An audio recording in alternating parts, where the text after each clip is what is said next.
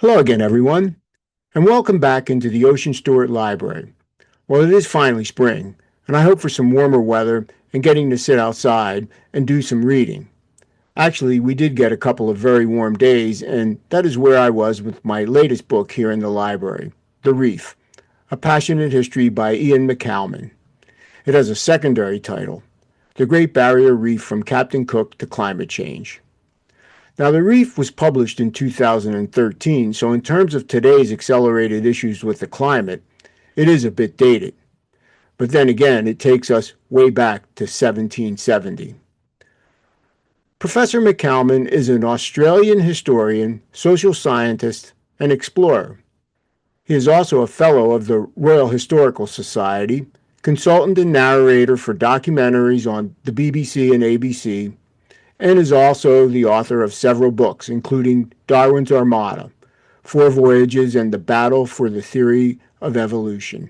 So I think I found this book through the recommendations on my Goodreads page, and I'm always on the lookout for good books about coral reefs. Well, I didn't really do any research on the book before reserving it at my local library, so I really didn't have an appreciation for what it was all about. This one is not about all of the science of coral reefs. It is about how a specific coral reef, in this case the Great Barrier Reef, impacts history and individuals.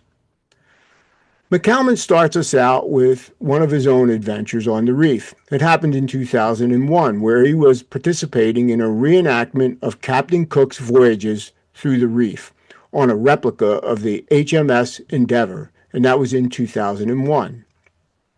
His journey sets the stage for our journey as he takes us back to Captain Cook's time through the labyrinth. The book has three parts. Part one is terror, then comes nurture, and finally part three is wonder. Each part consists of the stories of individuals who helped define the Great Barrier Reef. The terror on the reef comes in two flavors.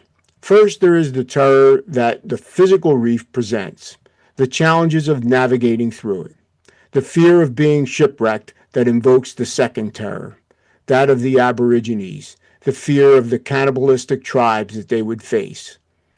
The stories, however, paint a very different picture of the original inhabitants, one that involved helping the explorers or assisting in the survival of shipwrecked men and women.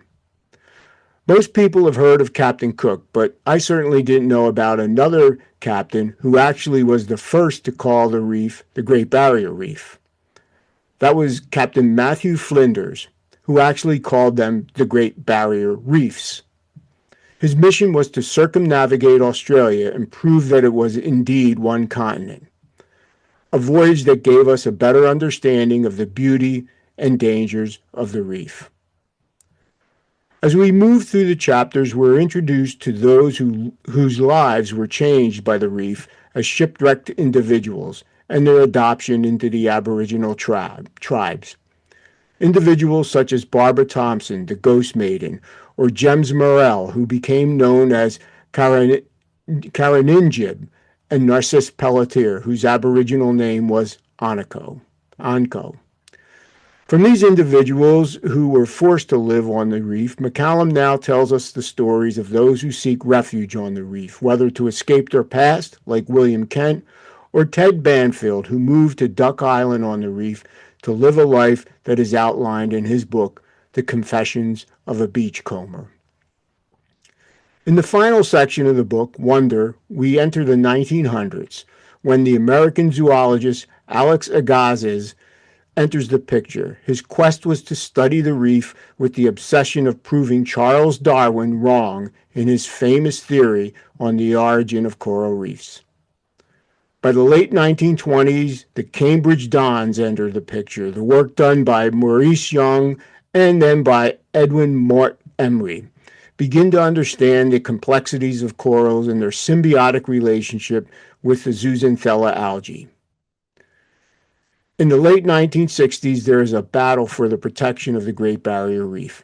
Joining in this fight are a poet, Judith Wright, a forester, Len Webb, and an artist, John Busts. It took an oil tanker disaster in Great Britain and an oil rig major spill off Santa Barbara, California, to turn the tide and public opinion towards protecting the reef. The battle continued on until finally on October 26, 1981, was when the Great Barrier Reef received the World Heritage listing as the most impressive marine area in the world. The book wraps up with a dire warning.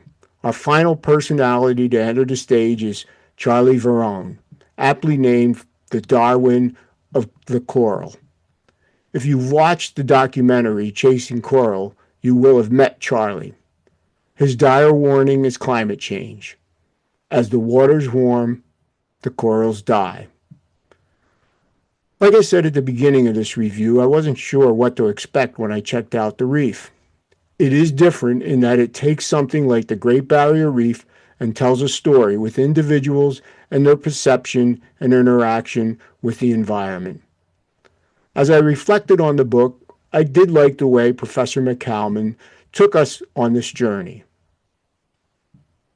So there you have it, The Reef, A Passionate History, the Great Barrier Reef from Captain Cook to climate change. Thanks again for joining me here in the Ocean Stewart Library.